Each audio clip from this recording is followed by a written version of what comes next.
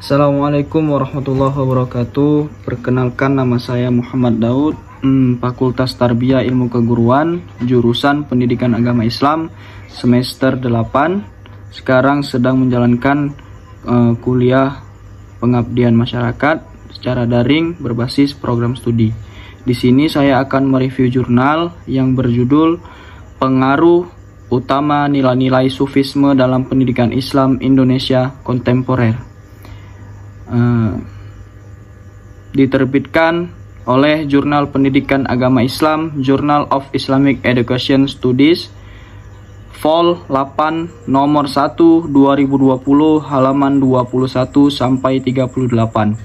Ditulis oleh Rubaidi, Universitas Islam Negeri Sunan Ampel, Surabaya.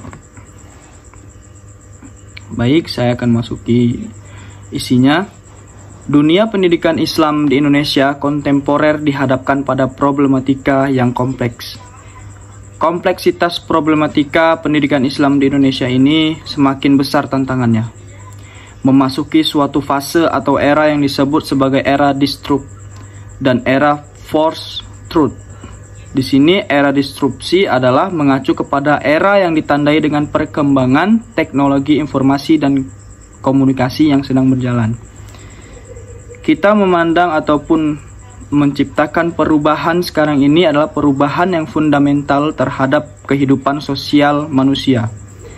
Sementara era post-truth adalah suatu era yang ditandai dengan sirkulasi informasi tanpa batas yang diproduksi oleh media alternatif seperti media sosial, tanpa lagi mengindahkan prinsip-prinsip kebenaran ilmiah.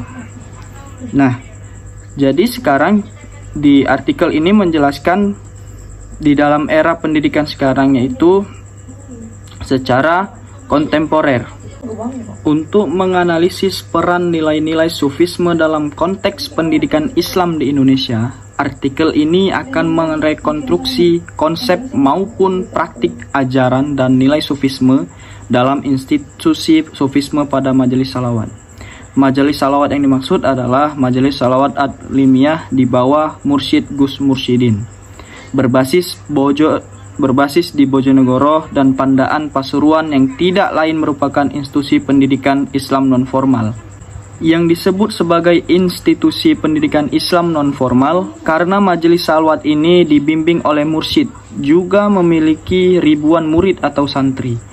Metode keteladanan merupakan salah satu metode pembelajaran yang didiskriminasikan dari mursyid atau guru kepada murid dan secara efektif berhasil membentuk pendidikan yang berkarakter. Di dalam artikel ini juga menjelaskan, guru dalam terminologi sufisme lebih dikenal sebagai mursyid atau murabbi. Dalam satu kesatuan epistemologi sufisme, guru menempati posisi sentral.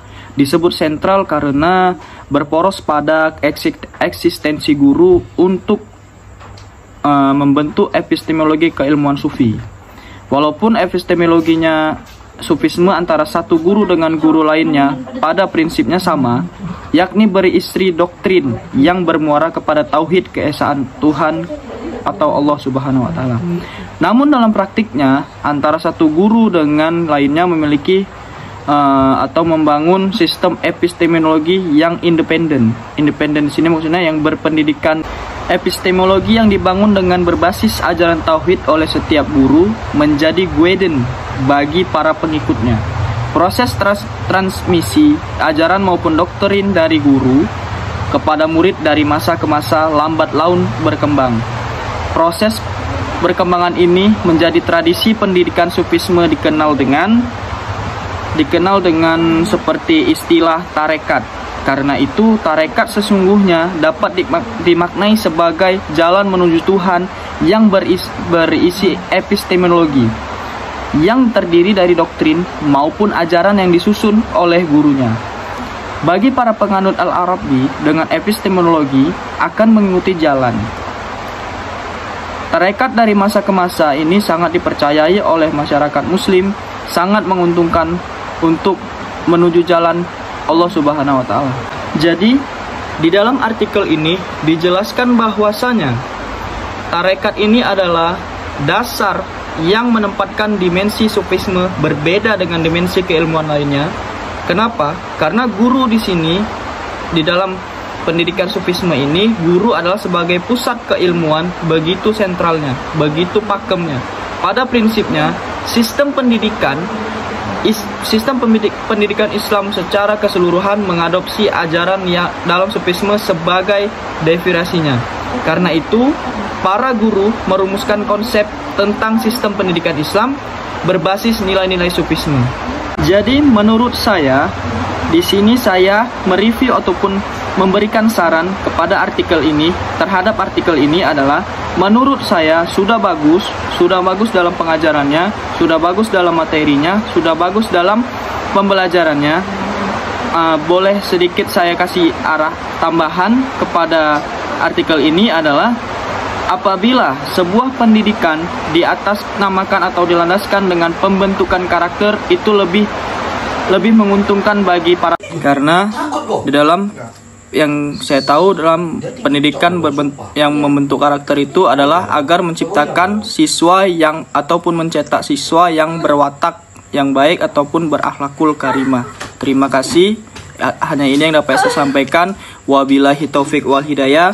Wassalamualaikum warahmatullahi wabarakatuh.